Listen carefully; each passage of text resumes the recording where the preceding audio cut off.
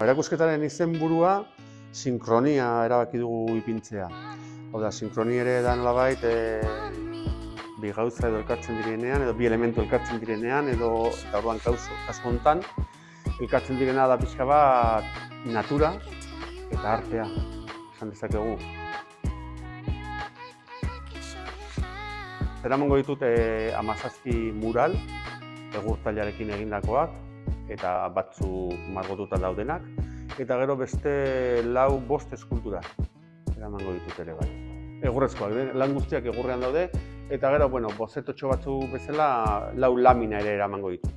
Pixkat ikusteko prozesua edo nola den, lehendabizi nola marrazten dudan, gero marrazkitikan nola pasatzen dudan ja egurrezko materialera, kasu honetan, beste batzutan harrira, brontzera, baina, oraingoan egurrezko lanak izango dira ikusgai.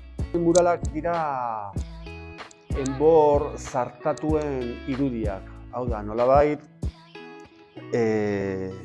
zuhaitzak edo moztutzen direnean basoan, gero denborarekin edo enborrak, gelditzen diren urni enborrak, esaten dela, irekitzen joaten dira, eta horre ere, nolabaiteko, nahiz eta ja, berez, hilda egon edo, transformazio bat dago.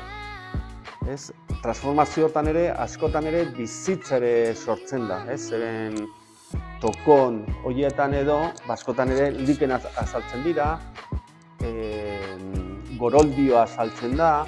Horrek ere ematen dit joku bat nolabait, regenerazioetaz ere, edo regenerazioaren kontzeptua nolabait hor isladatzeko edo azpimarratzeko.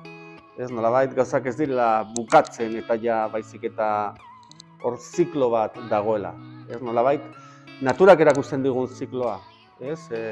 Urtaroetan ere ziklori argi ikusten dugu.